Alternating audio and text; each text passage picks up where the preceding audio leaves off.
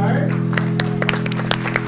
Somebody said it was okay for me to clap. Remember the rules. The books have volunteered their story for you. So remember to respect their story, listen actively, open ears.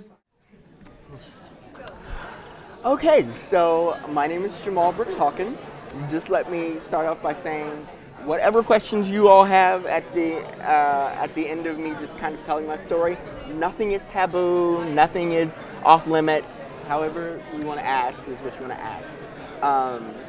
So my story kind of starts when I was 16 years old, and I became sexually active. I'm Irene Kovala. I am the president here at Glendale Community College, and so this is a story of my journey in terms of how I got here. Both my mother and dad had 8th grade educations. That's the most schooling that they had.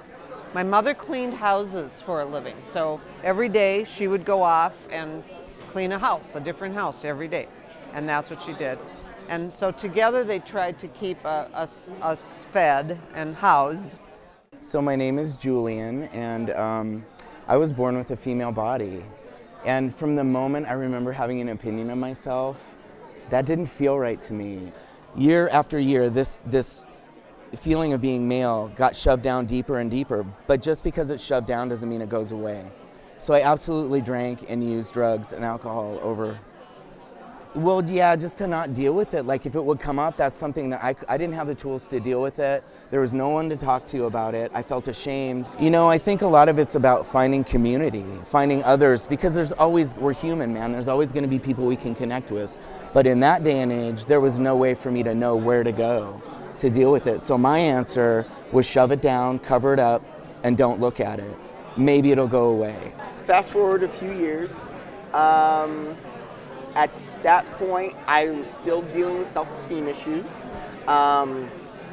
but I became very reckless in my sexual behavior, and I became a part of this study that focused on HIV contraction in minority males who had sex with males population. And so I was involved in the study for about a year. After a year, I was turned up negative, and then finally, my final time that I went, I turned up positive. I tested HIV positive. And so my reaction initially was not uncommon. I said, no, that can't be. No, there's no way that could be HIV positive. All these others were negative. What's that? Right, exactly. About the time when I was in the 5th grade, my parents realized that they did not have enough income to really sustain us. We had something called commodities, and commodities were U.S. Department of Agriculture, I call them surplus, but bags of cornmeal, bags of flour, lard for cooking, coffee, rice, and they came in brown bags stamped U.S. Department of Agriculture. Powdered milk in order to do that. And once a month they would go to, I don't remember the location, but they would go once a month and get these commodities. And I remember as a small child being very ashamed that those brown bags came into our home. And that. So I get in these lesbian relationships, and in my opinion, I was lying to each and every one of them, because I was saying that I am a lesbian and I'm with you. But in my mind, any intimate situation, I felt male. I felt male. And unbeknownst to them, because I don't think they wanted to be with a man, they identified as lesbian. So needless to say, one after another string of unhealthy, bad relationships. You know, my addiction is I'm on and off drugs and alcohol. There were times of sobriety and then back into it. So in my early 30s, and I did a lot of things. Starting in high school, I discovered lifting weights. I did a lot of things that I tried to do to change what was happening to my body. So I lifted weights. I did long distance running, long distance cycling, played around with diets. So in my early 30s, I discovered bodybuilding. And in that, I discovered black market testosterone. And y'all know what that is. It's steroids, really. So the one that I picked, I had a coach and he advised me on how to do it and what to do. And I have to say it was awesome. for the first time in my life, like my whole life I didn't like guys, but I go, oh, I wish I had that guy's abs, or I wish I had that guy's chest, or you know, like looking at him, liking what I saw, but not for the reasons my girlfriends did, right? So I remember I was walking down the mall, and you know how the mall has mirrors on the side? So I don't know, I've been on testosterone for about a month, and I looked in the mirror, I'm like, oh, I like that guy. Oh my God, that's me. Look at me, that's me. And I loved what I saw for the first time in my life. I loved what I saw. But, you know, I'd have to say that the lesbians in the community I was in at the time did not love what they saw too much. I think I was a little too masculine in my presentation, and people would talk about me and point, and you know, that was hard, but for the first time in my life, it didn't matter to me what they thought. I liked what I saw. Like, I stumbled upon this thing that finally gave me the body that I wanted. What became very attractive to me was putting drugs in my body. So I quickly graduated from just experimenting with different things to becoming a crystal meth addict. And I was a crystal meth addict and very reckless with my behavior, very, very reckless with my behavior for several years. Yeah, it's called gender identity dysphoria. It used to be gender identity disorder, and it's been changed to dysphoria, and dysphoria just means a discomfort with something. So, yeah, there's a diagnosis. We're in the mentally ill section still, but we're working on changing that. We all probably are on some level, you know, but yeah, I think it adds to the stigma that we're mentally ill and crazy, and so they're working on getting that out of there, but you know, my dad struggled with it. I wasn't going to even tell him because he really hasn't been a part of my life. So I do this, and like a year later, he calls me, he's like, yeah, I want to come out and see you, and I'm like, oh shit. My wife goes, you better send him a picture. I had such a negative stigma about it. There are about 1.3 million people in the United States that are HIV positive. Here in Arizona, there are about 80,000 people reported that are HIV positive. 75% of them are here in Maricopa County, you know? So I'm not alone, and it's not something to be ashamed of, and it's not something that I'm going to be ashamed of. It's just something that it's a health issue that I have to be aware of. And then I get the blessing of giving back the education because I work with people who are HIV positive, who may have that stigma, who may have that discrimination, and so against themselves. And so to work through that is a wonderful thing. And so that's where I'm at today. Any questions? You said you got to a point. What made you decide you wanted to live this cleaner life and thing? Was there a moment? Was there just a sitting back and looking at everything and saying, okay, this has to stop? What was? Because that's a huge step. Oftentimes with substance abuse,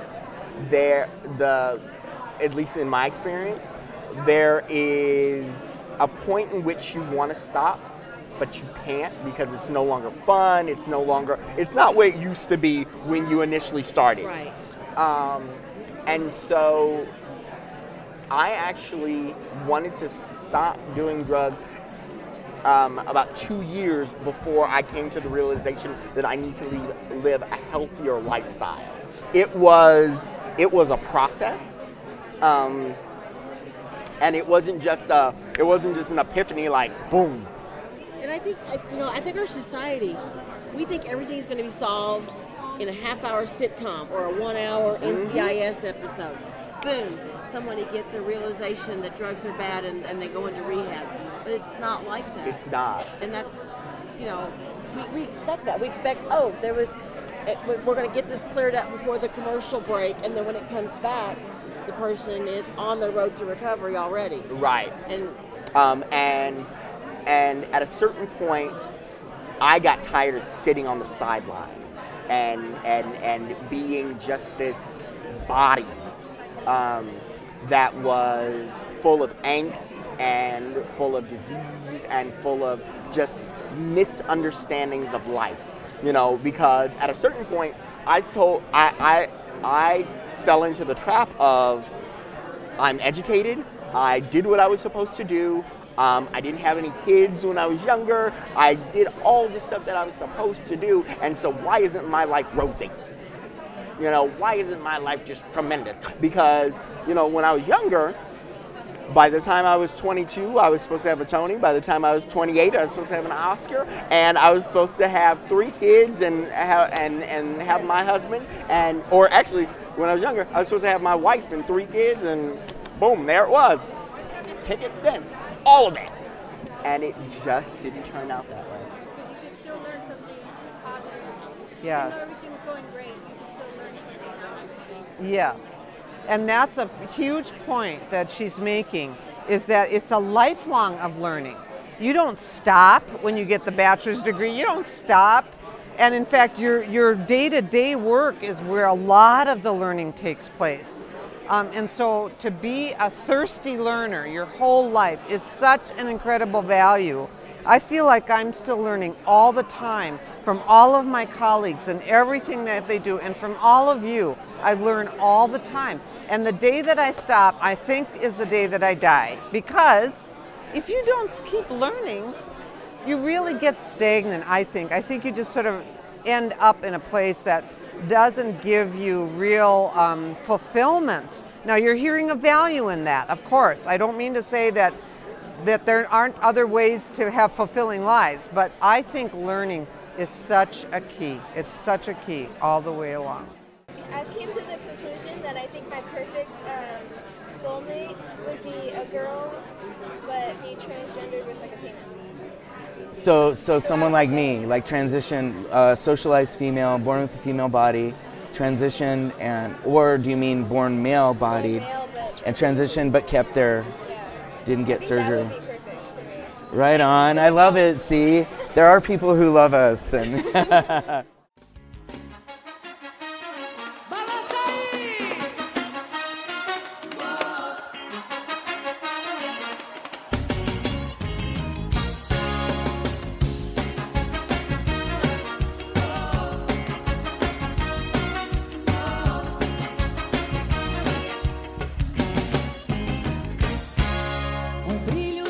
chegou na ilha inteira,